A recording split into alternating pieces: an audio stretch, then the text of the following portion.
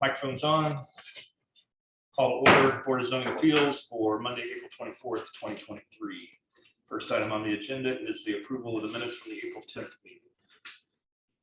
Chairman, I recommend approval of the minutes from the April 10th meeting. Motion by Mr. Peters, second by Mr. Moll. All those in favor, raise your right hand. All opposed, same sign. Motion carries 5-0. And welcome, Mr. Milburn, right? Milburn officially to the Board of Zoning Appeals. Any special requests or continuances? Not tonight. Seeing none, we'll move on to findings of fact. BCA 2023-011, development standards variance for Matt Davis and Jeff Lassiter for 711 and 713 Fry Road. Chairman, in consideration of statutory criteria, I move that we adopt the written findings of fact as presented, incorporating the evidence submitted into the record as our final decision and final action for variance petition number BZA 2023-011. Motion by Mr. Peters, second by Mr. King. All those in favor, raise your right hand. All opposed, same sign. Motion carries 5-0. BZA 2023-012, development standards variance for Tim Overmeyer on behalf of J.C. Bank.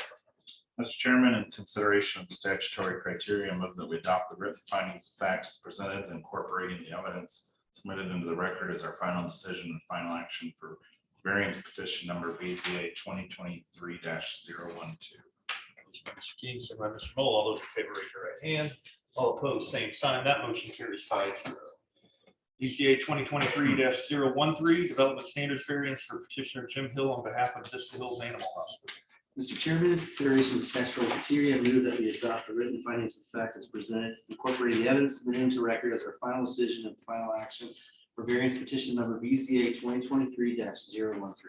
Motion by Mr. Knoll, second by Mr. King. All those in favor, raise your right hand. All opposed, same sign. That motion carries 5-0.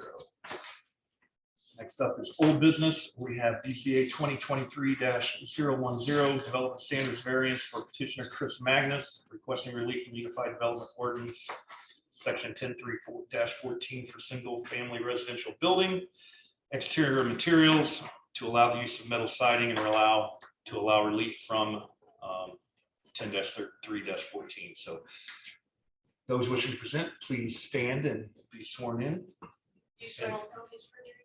Testimony is true to the best of your knowledge. I assume because everything was in order last time that everything's still in order. Yep, everything is still in order. And Steve has watched the YouTube video from the last 2 meetings that this was on. Okay, excellent. So with that, I guess we'll open it up for anything new that you may want to present tonight. If there is nothing new, then we'll. Okay. Anything new from the staff?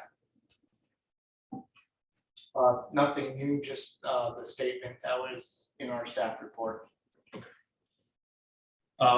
Any questions from the board, Mr. Milburn? I do have a question. This is the one where the fellow across the street has something similar. And so now, in order to use the same material the other guy did, he has to get a variance. Is that correct?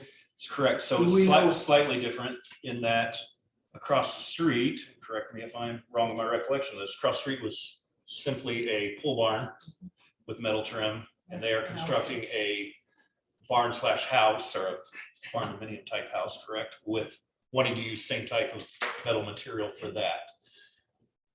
And that is what's across the street as well. Oh, it is. Oh, that's right. Yeah. I So get there that are two- confused. There are two, so directly across the street, Street is the pole barn. it is, there's a pole barn house there. So there's living quarters on the left side. If you're looking at it from Curry Road, the left side, it's actually in the copy of what I gave you guys Is it- last time. In And I the don't think report. that's what it was. That's Before. not what No, we, we didn't approve for that. I know what he's talking For the Yeah, pole I know barn. what he's talking about, but we didn't, We didn't approve for residents. but I do know what the building he's talking Yeah, about. so it would be, it's this building right here, so you can see this shorter roof. That's Yeah, actual living quarters in the garage. Okay, so somebody changed it from the original, because when we approved it, it was we for approved it a for, pole barn which is for not, storage yeah. only. is that their primary? It's not a primary, but it is. So they built some So they secondary changed residence. something to it. I don't know how that Yeah. works out. It was just, that's why I used it for reference, because it was basically the exact same thing. Yeah. Staff, That was can you changed, help us with that? because when we approved it, it was I just may a have to pole barn. look into Yeah. that case. Because if it was it's the for one that- storage only, and it was oversized, and that's why we had to get involved. Correct. If it's the one I'm thinking of, it was an accessory structure. And I did not have any knowledge that it was an accessory dwelling unit or a livable unit. That's without me confirming at the property. I'm just hearing this news right now at this meeting. But yeah, typically, the assumption I was under was that the surrounding area was an accessory structure that had the metal siding, whereas this is for a primary structure. I would also say character of the area can change over time based on when ordinances were adopted. This was adopted in October of 2020.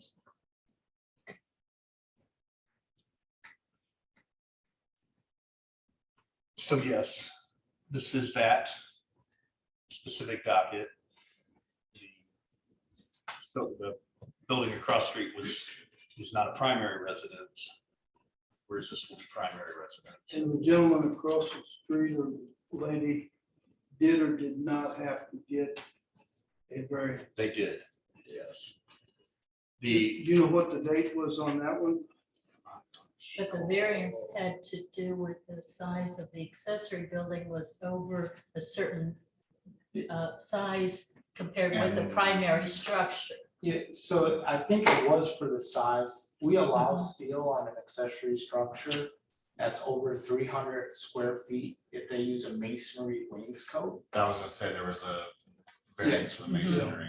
And so I believe they got a variance for the wainscot, or attempted to get a variance for the wainscot, and then also for the size of the structure due to it being over the percent area that we allow for an accessory structure to be. Cause it's painted a certain, Mhm. basically the Match. same to match. The house. That's Yeah. where the wainscoting would be. I remember and that. remind me, because I know this was key to what I heard last time in my thought process. A structure such as this, the primary residence, is allowed, but there is no specific designation in the ordinance for the type of material to this type of building. No, we allow for metal on residential structures. We have 3 different paths. Some of the paths allow for, I believe it's 20% of the building to have this metal on it. They are asking for 100% of the structure to be There's still the wainscoting, so Oh, technically the. the wainscot, but I believe it's 20% in one of the paths that you can have metal, whereas this is, aside from the wainscot, fully metal. I remember now, it was because this style of structure house is not built with this typical wall structure of 16 on center. It's more spread apart, which is not conducive to typical exterior materials. And the attachment. And that was where you were explaining was a challenge. And so that's, I guess, Mr. Nelson, where I was kind of going was, that was the challenge that they submitted. And I was trying to refresh my memory on that, because we don't necessarily account for that different type of structure, right? Well, I guess we account for 3 different paths of how you can build a home. And we don't necessarily tell them how the structure has to be, that's up to building, how, what your spacing is, what is compliant with Indiana code. Plan Commission has standards that are looking at the architecture, the design standards, the how it fits into the surrounding area and how it fits into what the vision of Greenwood wants to look like, wants to be. That is why we have these standards. We're trying to kind of create a built environment, and we don't necessarily tell you how to build it, but this is the outside. Staff just simply didn't see that there was any reason they couldn't follow the standards, so we did not feel there's a hardship. But if you choose to build your house a different way, it might be harder to meet the standards, I guess. Right. Is there an opportunity for demonstrators? on this? Well, the public hearing was last time, so I think this is just a questioning time. I believe the that. public hearing is still closed. yeah, I'm sorry, because it was last time was the opportunity for the remonstrators. Well, one of the things, so they said it was cheaper, and I I- think that and I- the board is supposed to make I don't- exceptions. I don't think we can take comments from the public right now. Thank you, though. So, any additional questions, Mr. Milbourne? No, I'm good. So it's a couple years ago. So So because to of pole barn. answer your question, the other one was approved 2 years ago As a full bar, as a pole barn. correct. So no further questions, then do we need to take a motion to admit evidence for the Yeah. additional evidence in the record. I'll take a motion to admit evidence in the record. Chairman, I move that we admit all the evidence presented in regard to this matter, including the notices, receipts, maps, photographs, written documents, petitioner's application and attachments, petitioner's detailed statement of reasons, the staff report prepared by the planning department, certified copies of the Unified Development Ordinance and Comprehensive Plan, testimony of the petitioner, city planning staff, and any remonstrators, and all other exhibits presented, be they oral or written, for consideration by this board in regard to this petition, and to include the testimony of those present this evening. Motion by Ms. Peters, second by Mr. Moll. All those in favor, raise your right hand.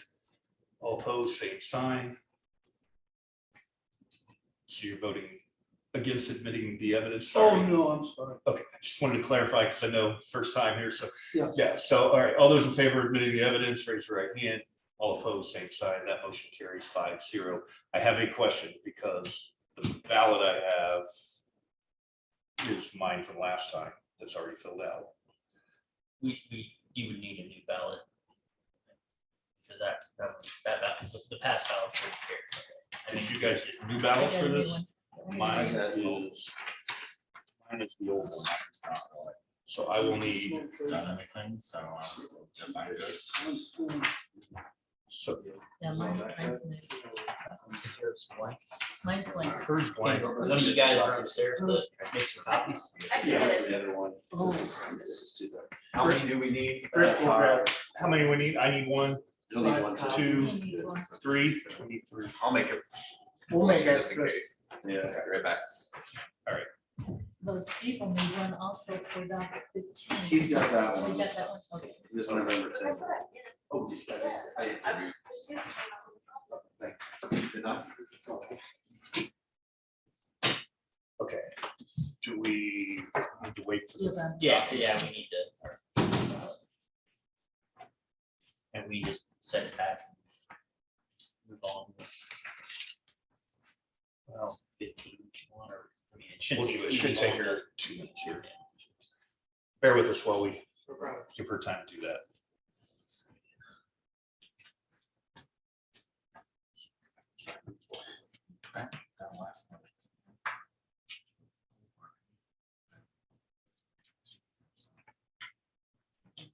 That's a long ago. I knew like it had been a little bit, but Time flies. yeah, 2 years. Seems like it was yesterday. I know. Like I was thinking, I was like, I'm pretty sure it wasn't last year, but Now, it could have been well, it could have been continued or two, whatever and not. The 2021 Based on the doc number. because the docket numbers will carry over just a little. Take a look at the Yeah.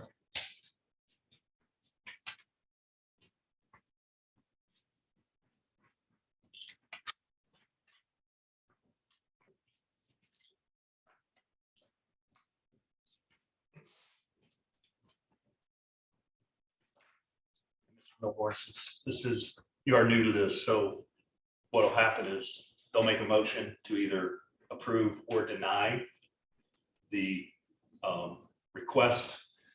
And you'll either vote in affirmative for the approval or affirmative for the denial. Or no against the affirmative, against the approval or against the denial. Does that make sense? Okay.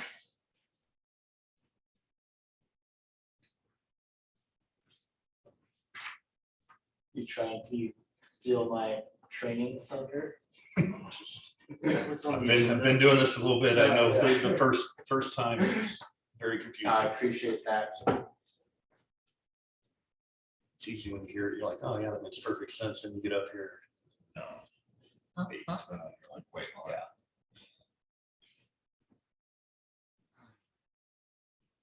And Steve, have you been on BZA before? I've been on 3 planning and BCA's, Okay, so you are. 3 different cities, yes. Okay.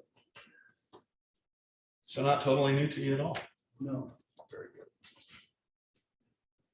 good. the voting end of it is. We didn't like it, we shot the guy. Great.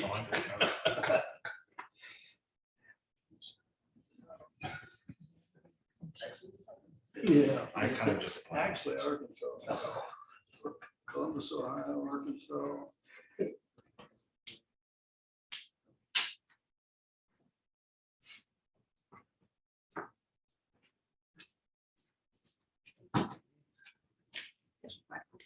Appreciate it. Thank you.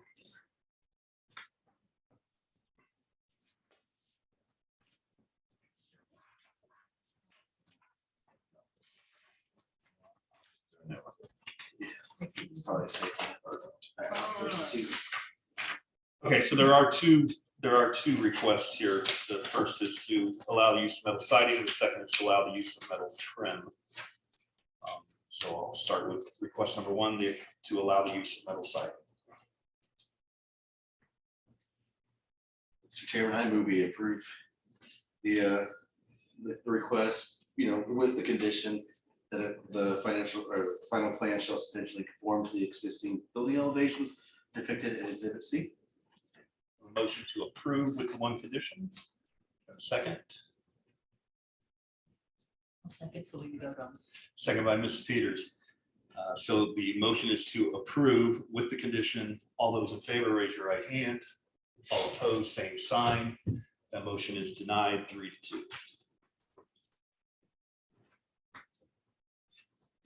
And then the second is to allow the use of the metal trim.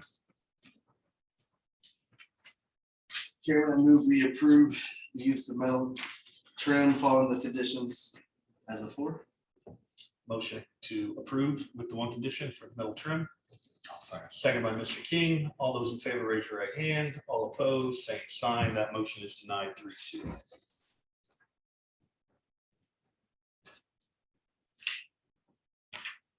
So, 1 second. I'll take a motion to draft the corporation's council to adopt written findings of fact.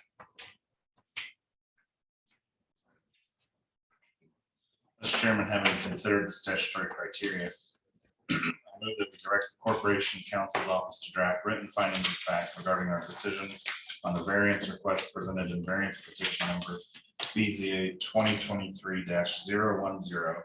Said findings to specifically incorporate the staff report and the evidence submitted into the record for consideration and adoption by the Board of Zoning Appeals as our final decision and final action regarding this petition at our next meeting. Motion by Mr. King, second by Mrs. Peters. All those in favor, raise your right hand.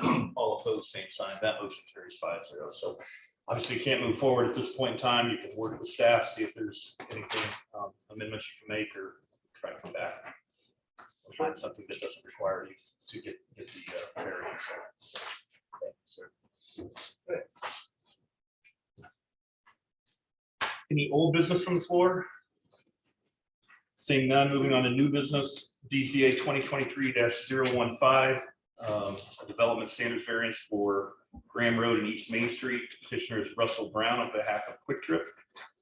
They're requesting relief from section 10.2-27, impervious lot coverage to allow lot coverage to increase from 70% to 74%.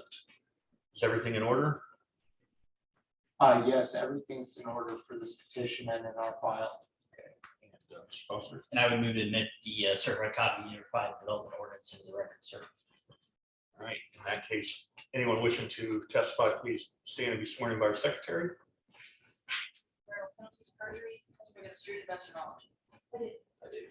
Is there anyone online speaking to this? I see one person out there. That's Terry. Okay, perfect.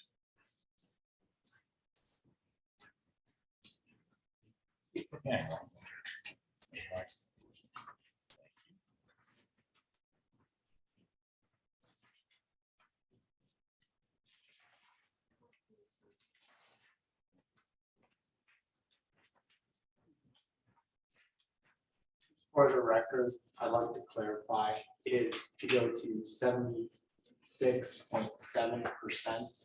That is a typo, that says 74. It was properly noticed for an amount exceeding 74, so we don't have an issue there. But just want to make that clarification. And that's on the agenda.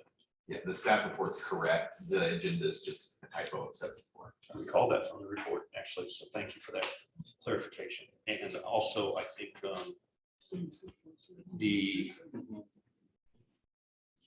ballot itself is something reduced to 74. Oh, that's the positions. Ballot does not say specifically, it just says On the law. on the lot from the 70% is permitted, so I would say we need to clarify that at the time. Okay, name and address for the record. My name is Elizabeth Benz Williams. I'm a land use planner with Clark Quinn, Moses, Scott, and Braun. For Russell Brown tonight, our address is 320 North Meridian Street, Indianapolis, Indiana, or 6204. Excellent. Tell us why you're here. Okay, we represent Quick Trip, and with me tonight is Eric Bacchus. And the Quick Trip has worked pretty diligently. You've seen them here before in trying to improve this vacant lot in the Interstate Commerce Zoning District. The site is located on the southeast corner of Graham Road and Main Street.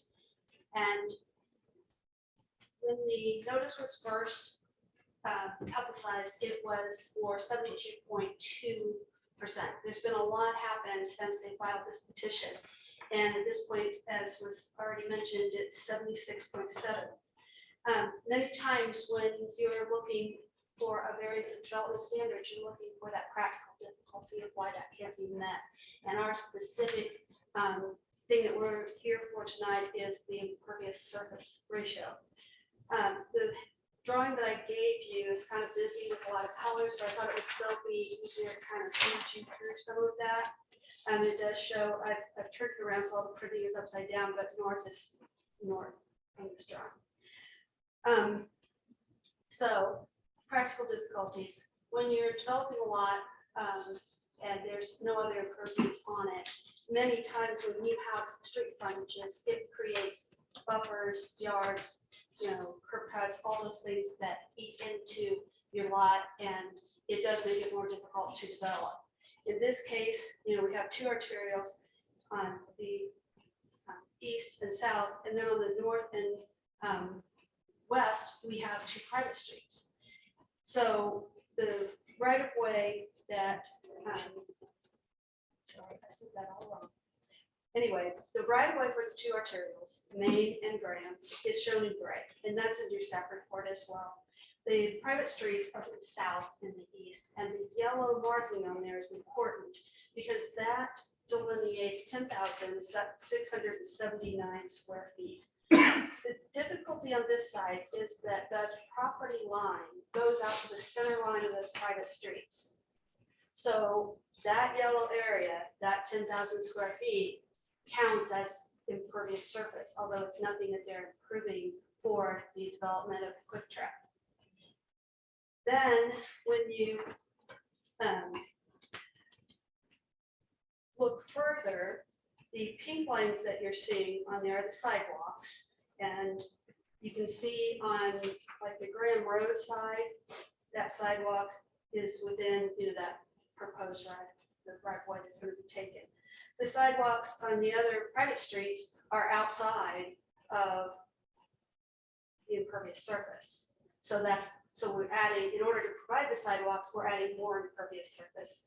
And it should be noted that this use is oriented for vehicles. We are in the interstate commerce zoning district, and so most people will be on vehicles. So these, not only do the private streets serve the community, these sidewalks serve the greater community, not necessarily the customers of this proposed business. Also, the staff report indicates that they would support, if we had been able to come up with a solution, that it was 74.9% impervious surface. So we're 1.8% short. And we've tried a lot of ways to try to come up with that. One of the things that I want to note is when you look at the blue on the site, those parking spaces that are along Main Street and then the private road over on the east, those are already porous pavement. So those don't count as impervious surface because they're doing a more expensive installation and there'll be maintenance involved to make sure that still works with the drainage. In the staff report, it mentioned that being overparked and the ability to take away some parking. Unfortunately, if we got rid of any of those spaces in blue on the perimeter of the site, it wouldn't help because they're already counted as impervious. As pervious surface. And the location of every other parking space on the lot, we couldn't, even if we traded them out, or tried to do something else, they're not in a location with the stormwater and the underground tanks that we could convert those to any kind of porous pavement.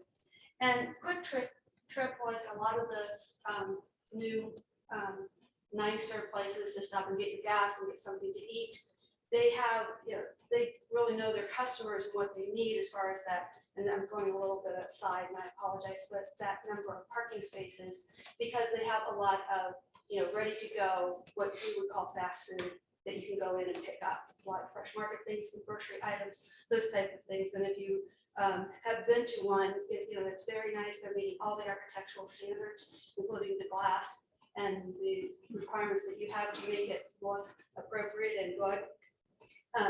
So you already had the chart that's on the top right of the sheet that gives you the breakdown. The staff did allow us to take that the right-of-way dedication out before we calculated the open space. So they have been very good working with to find solutions, and we appreciate that. We did get a variance that you probably remember to reduce the width of the foundation plantings around the buildings from, I believe, 8 to 4. You can see because those are kind of a green color around the store.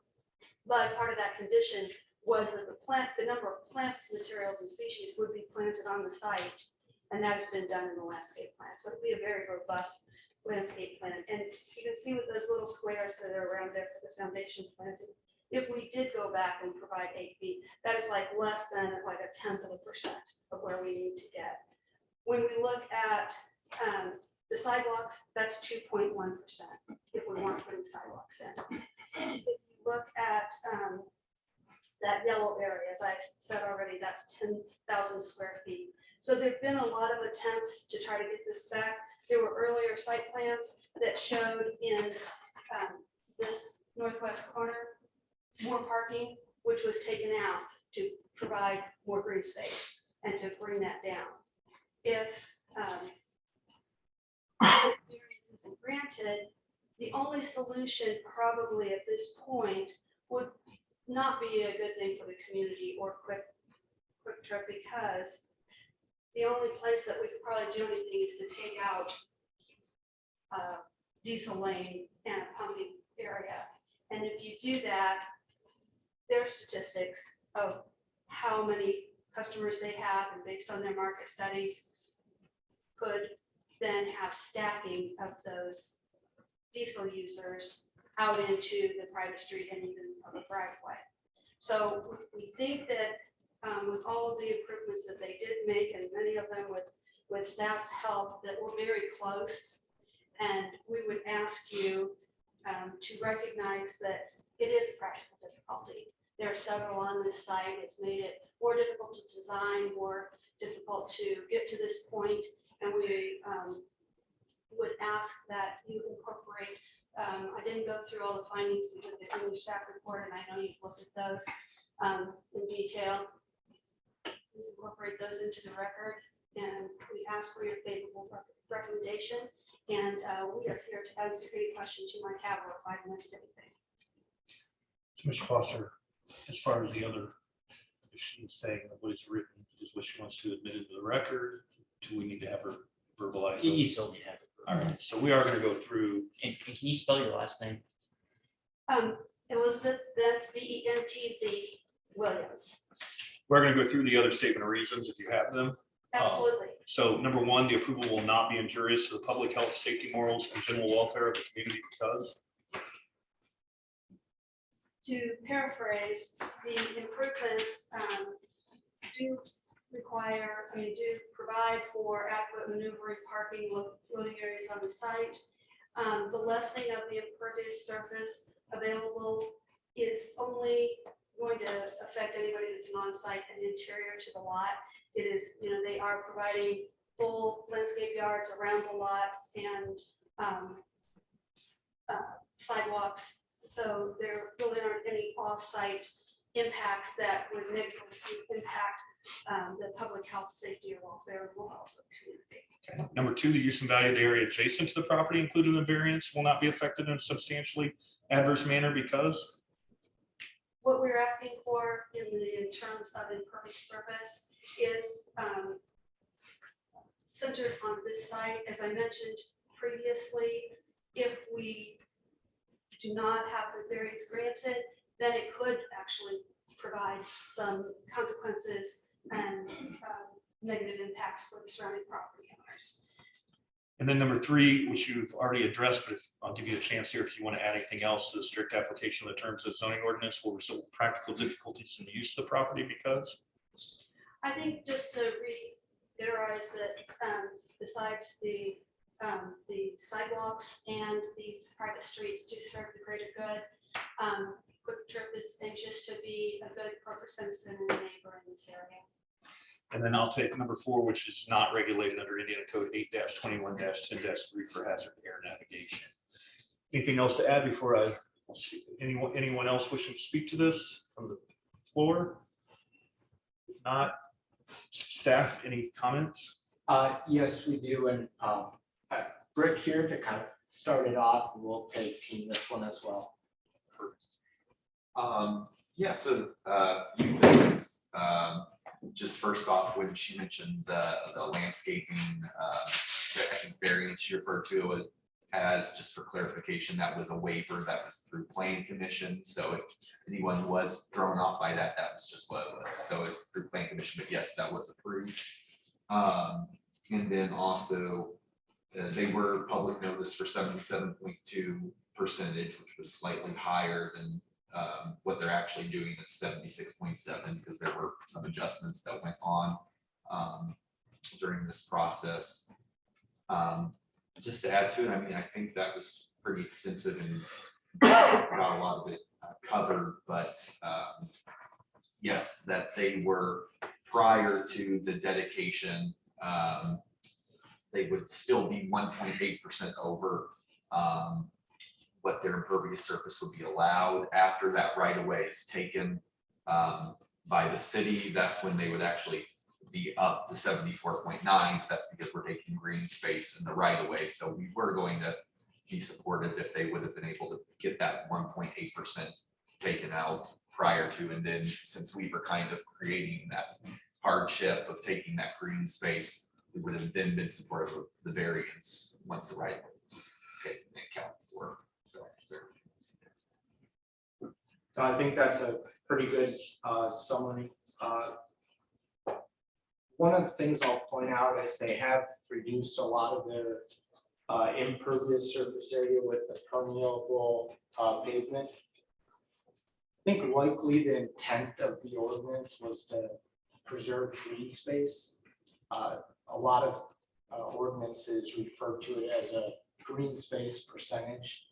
Ours calls it an impervious surface area percentage. So the overall appearance of it is very much a parking lot when you look at it, even though a lot of that is pervious. That is kind of the reasoning for the condition that if they're going to reduce it further, we would like that to be with green space. I kind of feel that the areas in Plan Commission that they got a waiver for, there was a condition on that to be relocated around the site. So we'd really like to see, kind of in conjunction with Plan Commission and BCA, some more green space on this site. They did get a variance to add pumps to this site. And I think right now we kind of have a situation where we have too many 11 pounds of fish in a 10-pound bucket kind of thing, where they've gotten waivers to reduce foundation spacing and then waivers to add fueling station lanes. To me, I just feel like they could probably meet the requirement for the impervious surface area if they remove some of the parking and worked on maybe even reducing a lane like they said.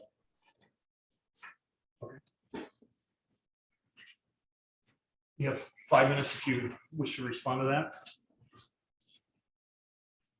I just would like to, I think if we go back to, we've got a lot of things happening on the site with before driveway dedication, after driveway dedication.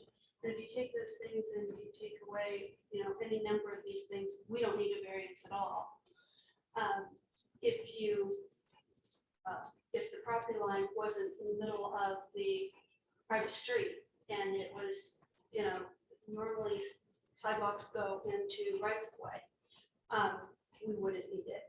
They have been very conscientious about what Quick Trip needs to be successful, and also what is appropriate and in the positive development value for this area, for the city of Greenwood.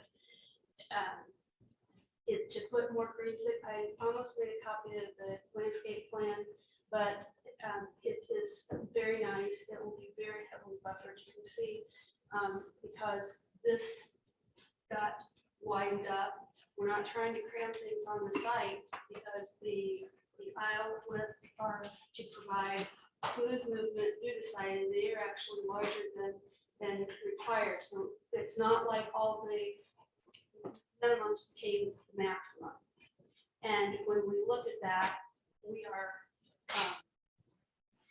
when we talk about a practical difficulty and how much, and I mentioned before the 1.8%, that's how close we are and would have been, because if without the right of way, we wouldn't be here. And so I think when you talk about a practical difficulty and the benchmark is the 70%, and we are 1.8% from getting staff's recommendation of approval. And we've tried to do a lot or incorporate a lot of the suggestions into this site plan. And I think the final product is worthy of a decision of this actually being practical. And I, as again, happy to answer the questions. Thank you. Close, well, I guess any further? I believe that the sidewalk on Main Street is in right of way, and it was parts of the sidewalk in Graham that may or may not be able to fit into the right of way due to the number of easements that are pre-existing on the site. So on the Graham sidewalk, I do believe there is parts of that that would typically be in the right of way that are going to be placed on private property. Nothing else to add though. Okay, we'll close the public hearing. Mr. Milborn? I believe, if I'm not mistaken, when the young lady started out, she said it was on the southwestern corner. It's actually southeast. Southeastern, yes. I misspoke. I apologize. I just wanted to know if you were gonna be on top of Speedway or be a second story. Okay, Yeah, so it is southeast corner. right, yeah, I saw that on the drawing, but I want to make sure. I could turn the site plan around to make it easier for you, and then I messed up myself. Oh, I it's- apologize. Mr. Mull? So I guess I'm not really confused. So the request is for a variance for 1.8%. Is that what it is? Effectively. So like, is that what it is? Is that, It's- or no? I'm No, not sure, right? it's higher than that. The right of way is going to be taken. 1.8% is the amount they are not meeting pre-right of way dedication. But the city is asking them to dedicate 10 feet on Main and 10 feet on Graham Road. That's going to eat into some of their green space. And so due to that, we said, oh, that's kind of a hardship that we're putting on them. We're asking them to donate a lot of right of way. We're gonna try to, we would be supportive of a variance if you met the impervious surface area pre us taking the right of way. So they are actually much higher out of compliance than the 1.8%. But that was the number that staff was looking for them to come down to for us to be supportive of a variance. They were not able to reduce it by 1.8%, which is why we were unfavorable of this petition.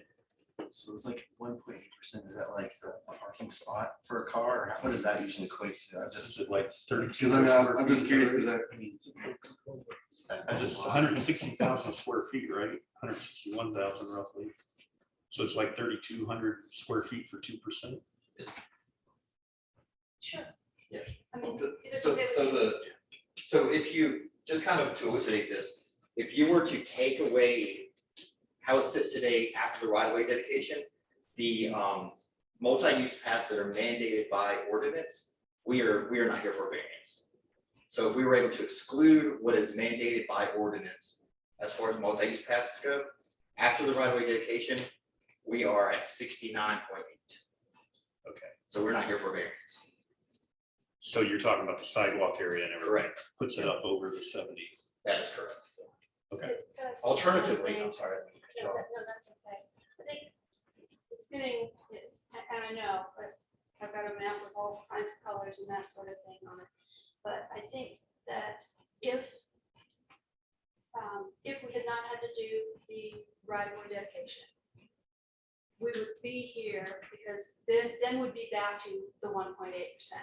And we'd be here telling you that it was a practical difficulty based on the yellow, that a lot gets counted as impervious surface all the way out to the outside of the yellow, but nothing happens in development. That's already existing, just happens to be part of this lot. So we just, we would still have a practical difficulty and it would still be that part. I guess does a private drive, it's their lot is in the private drive, does that change then percentage of everything? So the private drive is a hard surface. It is included for our calculations since it was a part of their lot. It's technically part of the lot. Okay. So like she's saying, they can't do anything about it. Yeah, It's hard. that's what I was Charge just kind of, against it, yeah. yeah, that seems kind of. And it is fair. used by the public. Mr. King? First off, I like maps with colors. As somebody on planning commission, I wish we had more of that made it easier. And to me, I think you're being penalized for private drives that Quick Trip didn't come in and say, we're gonna do. I don't know, and I guess I'm not too concerned about who did do it, but it's not like Quick Trip put these drives down and then is saying, oh, now we want a variance around that. I mean, to me, that they're over because their lot is kind of squeezed into something they didn't really have a lot of control over, so. That's not Commerce Parkway East Drive, is it, what you're talking about? Oh, it's on down low. Correct. Okay.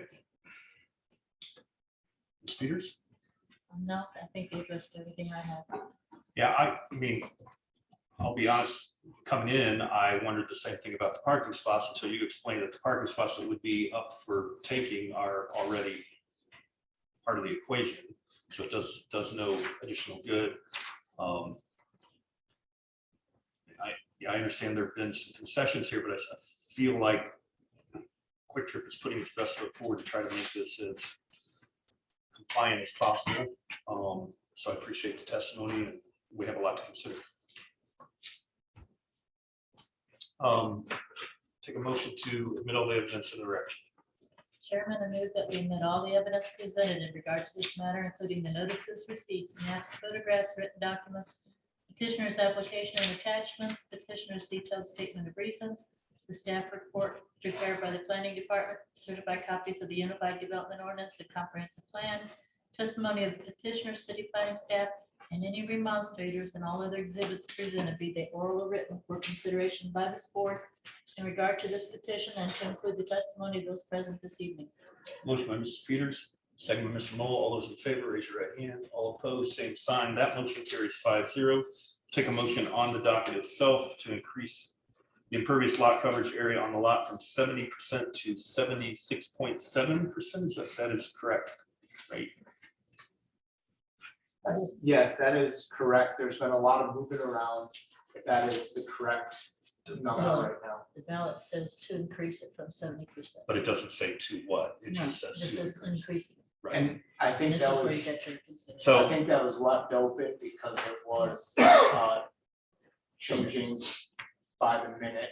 so, okay. So we should leave it We open can on the leave it ballot. You can leave that open if you would like. That's totally up to whoever makes the request. So, Chairman, I move that we approve this request, I think, as it's written on the ballot, because there's a lot of fluidity to the numbers, and I'm not attaching any conditions to this. Second. motion by Mr. King, second by Mrs. Peters to approve with no conditions. All those in favor, raise your right hand. All opposed, same sign. That motion carries 5-0. I will take a motion to direct the Corporation Council to draft written findings of fact.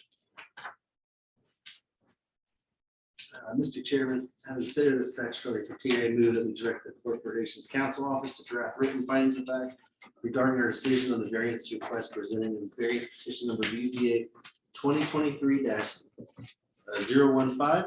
Said findings specifically incorporate the staff report and evidence submitted into record for consideration and adoption by the Board of Zoning Appeals as our final decision and final action regarding this petition at our next meeting. Motion by Mr. Knoll, second by Mr. King. All those in favor, raise your right hand. All opposed, same sign. That motion carries 5-0. Any new business from the floor? Oh, sorry. There's a, We do have a training. I'm gonna quick pass I out forgot about that. a handout and then Thank you. very briefly. And you're welcome to proceed. We won't take final action until May 8th, but you can work with staff and start. Thank you. Sorry about that. I totally missed it. I knew it, saw it earlier, but It was hiding.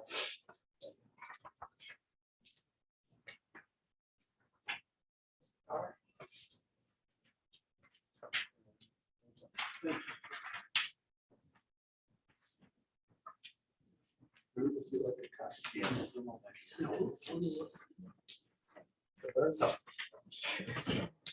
I like openers. show mine, okay.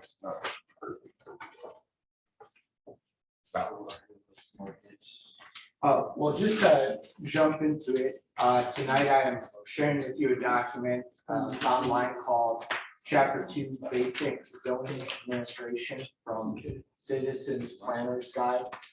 Chapter 1 is about Plan Commission, and in the future, I'd like to also just do a brief little presentation on Plan Commission as well. I'm going to keep this short and sweet. get us all out of here and ready for plan commission, so I won't take up much of our time. So this guy discusses the roles and responsibilities of zoning officials. Hang on.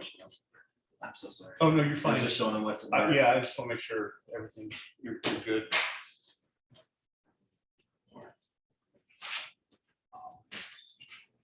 So it does show the responsibility of zoning officials.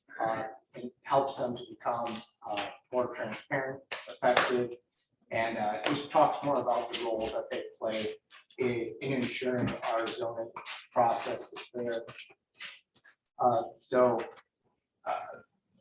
The citizen guide does cover Board of Zoning Appeals, which is a chapter that I've given you guys tonight. A crucial part of our zoning administration process. So the BZA, which is you guys, is responsible for hearing and deciding on certain types of zoning cases, such as requests for variances or special exceptions. Variances are to deviate from the requirements of zoning code, while special exceptions are uses that are allowed in a certain zone only if certain conditions are met. So there's a little bit of a difference between them. You also will deal with administrative appeals, kind of like the swim fleet pool as an administrative appeal of my interpretation. You guys end up upholding. Most predominant though is variances, and that's no surprise to you guys. We see them every week. So these have you have the power to grant these variances or deny these variances. You can also attach conditions to ensure that the request won't have a negative effect on the community. One thing about variances that will come up is we're going to be doing a comprehensive plan update or redoing our comprehensive plan. So we're going to want to involve you guys with that process as well. So you guys know what this new comprehensive plan kind of vision is for the community.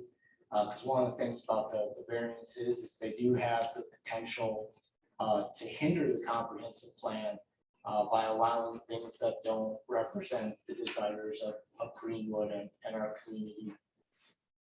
So we do have our standards for our dimensional variance and our use variance. I won't go through all those right now, but that is something that, you know, the criteria that you use for these petitions. In summary, you guys play a crucial role in the zoning administration process by hearing and deciding on different types of cases.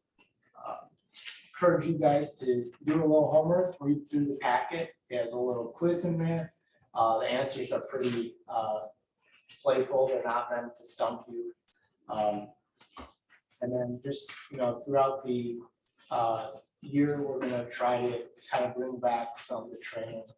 I know Steve Milborn was a new member, so I thought it was a good time on a lighter agenda to just bring up some of these points.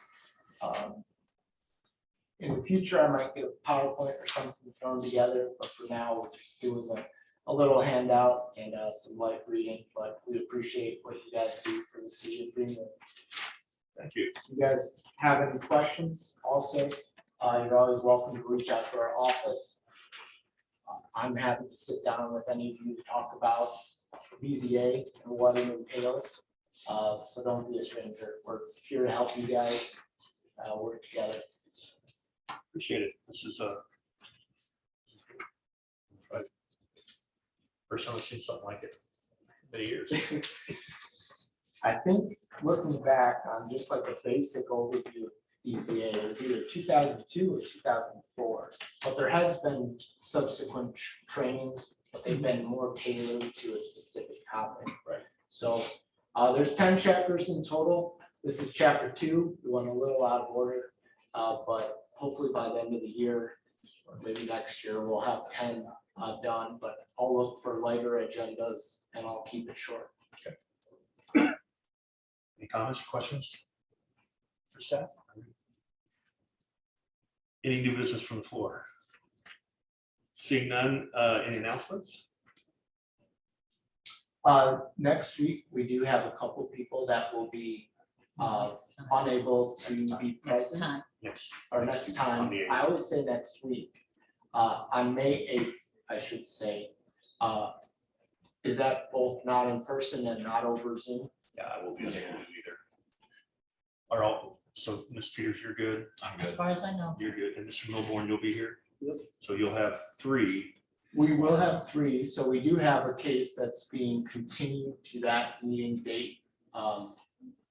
If there's new evidence that's brought up or something else, it would need to be revoted on with the 3 members that are present at that meeting, is my belief.